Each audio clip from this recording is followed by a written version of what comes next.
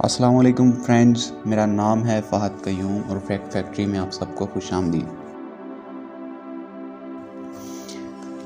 दोस्तों, वैसे तो दुनिया में बहुत सी सज़ाएं हैं, लेकिन सबसे हौलनाक सज़ाए मौत है। सज़ाए मौत जिसमें एक इंसान को कोई जुर्म करने की वजह से मौत के घाट उतार दिया जाता है। इस इंसान को मौत के घाट उतारने का मकसद ये होता है कि जो जुर्म इसने किया उसका अंजाम देखकर दोबारा कोई इंसान इसे दोहराने की कोशिश न करे। दुनिया भर में सज़ाए मौत के कैदियों को मौत के घाट उतारने के लिए मुख्तलिफ़ तरीके इस्तेमाल किए जाते हैं। इनमें सबसे मारूफ तरीका फांसी का तरीका है। दोस्तों, बहुत से ममालिक में सज़ाए मौत को मुअत्तल कर दिया गया और कैदियों को सज़ाए मौत के बजाय उम्र कैद की सज़ा दी जाती है, लेकिन पाकिस्तान में आज भी सज़ाए मौत का कानून लागू है और मुजरिमों को सज़ाए मौत दी जाती है। आज हम बात करेंगे कि पाकिस्तान में सज़ाए मौत का क्या तरीक़ाकार है, फांसी के वक्त कैदी के पास कौन कौन मौजूद होता है, फांसी के लिए कौन सी रस्सी इस्तेमाल की जाती है, फांसी से पहले जल्लाद कैदी के कान में क्या कहता है। दोस्तों, जब भी हम जल्लाद का नाम सुनते हैं तो हमारे जहन में एक इंतहाई ज़ालिम इंसान का अक्स आता है, जबकि हकीकत इसके बरक्स है। असल में तो ये लोग सिर्फ सरकारी हुक्मनामे की तामील कर रहे होते हैं। इन्हें तो ये तक भी नहीं पता होता कि जिसे वो फांसी दे रहे हैं वो इस सज़ा का हकदार भी था या नहीं। नाजरीन, अब बात करते हैं कि फांसी के वक्त कैदी के पास कौन कौन मौजूद होता है। नाजरीन, फांसी के वक्त कैदी के पास एक जल्लाद, एक पुलिस ऑफिसर, एक डॉक्टर और पुलिस के कुछ अहलकार मौजूद होते हैं। पुलिस ऑफिसर की ये ड्यूटी होती है कि वो कैदी से इसकी आखिरी ख्वाहिश पूछता है। ज़्यादातर कैदी अपने बच्चों तक प्यार और तमाम अजीज़ रिश्तेदारों से माफ़ी की दरख्वास्त करते हैं। दोस्तों, एक दौर में 1985 तक कैदी के लवाहकीन को ये तमाम अमल लाइव देखने की इजाज़त थी, लेकिन इसके बाद इस अज़ियतनाक मंज़र को लाइव दिखाने की इजाज़त को ख़त्म कर दिया गया और लवाहकीन को सज़ाए मौत के बाद सिर्फ मैयत दी जाने लगी। कुछ रिपोर्ट्स के मुताबिक इन जल्लादों की मुलाजमत ग्रेड 4 से शुरू होती है, जिसकी ज़्यादा से ज़्यादा माहाना तनख्वाह 20 से 25 हज़ार होती है। इसके साथ साथ इन तमाम जल्लादों को एक फांसी के इवज़ 2500 से 3000 रुपये भी दिए जाते हैं। दोस्तों, जल्लाद की आइडेंटिटी को खुफिया रखा जाता है। लोग ये नहीं जानते कि कैदी को सज़ाए मौत देने वाला कौन है। कुछ ज़राए के मुताबिक ये भी पता चला है कि जल्लाद का मेरिट ये है कि वो मुसलमान ना हो। पाकिस्तान में ज़्यादातर मसीही लोग ही ये ड्यूटी सर अंजाम देते हैं। दोस्तों, एक रिपोर्टर ने एक जल्लाद का इंटरव्यू लिया तो जल्लाद ने बताया कि फांसी देना कोई आसान काम नहीं, ये एक बहुत टेक्निकल काम होता है।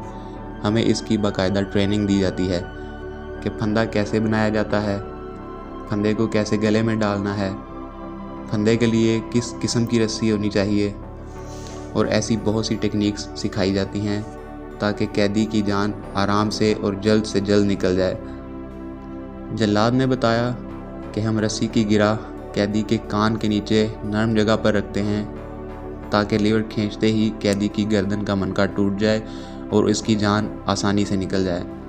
अगर किसी कैदी का मनका नहीं टूटता तो वो बहुत ज़्यादा देर तक फांसी के फंदे पर झूलता रहता है और उसकी जान बहुत अज़ियतनाक तरीके से निकलती है।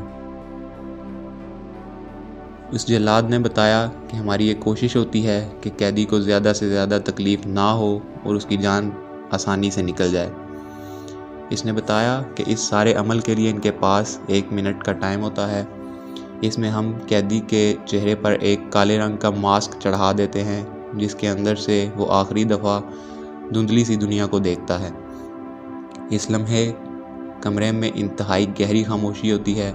ये खामोशी इस कदर खौफनाक और गहरी होती है कि पुलिस ऑफिसर फांसी देने का इशारा भी हाथ हिला कर देता है। कैदी के गले में रस्सी ऐसे डाली जाती है कि वो कैदी के तड़पने की वजह से उसके गले से निकल ना जाए और कैदी के हाथों को पीछे की तरफ मजबूती से बांधा जाता है।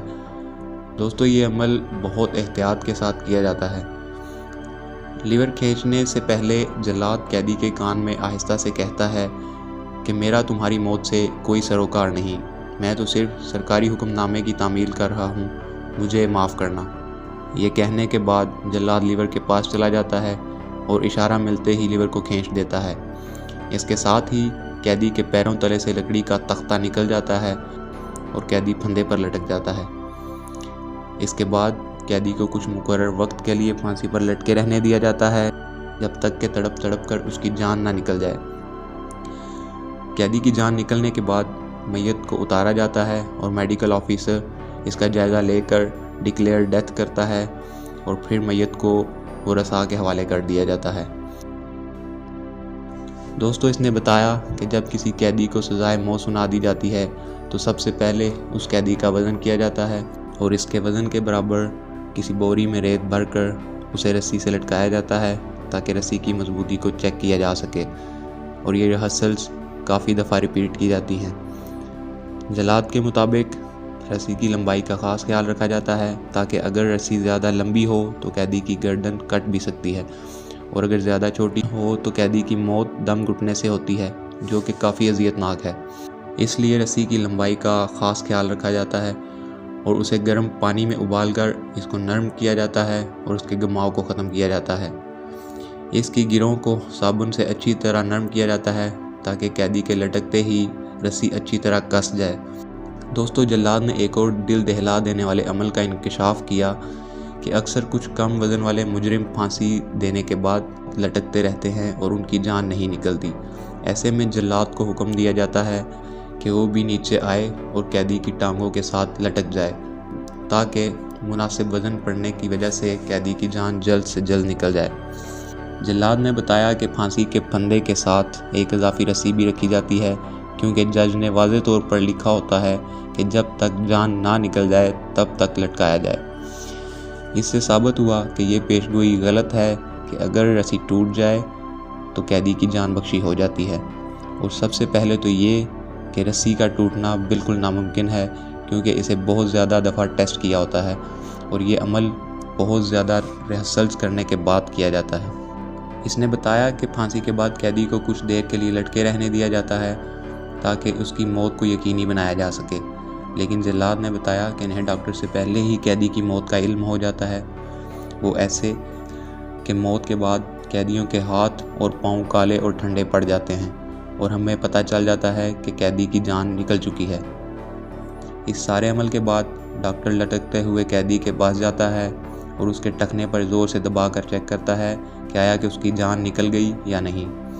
इसके बाद मैयत को उतारने का हुक्म दिया जाता है। डॉक्टर मैयत का तफसीली जायज़ा लेकर कुछ ज़रूरी डॉक्यूमेंट्स पर साइन करता है और मैयत को वरसा के हवाले कर दिया जाता है। तो दोस्तों, ये थी हमारी आज की वीडियो। आई होप कि हमारी ये वीडियो आपके लिए काफ़ी इन्फॉर्मेटिव होगी। इस तरह की मज़ीद वीडियोज़ के लिए फैक्ट फैक्ट्री के चैनल को सब्सक्राइब करें। नेक्स्ट वीडियो तक के लिए अल्लाह हाफ़िज़।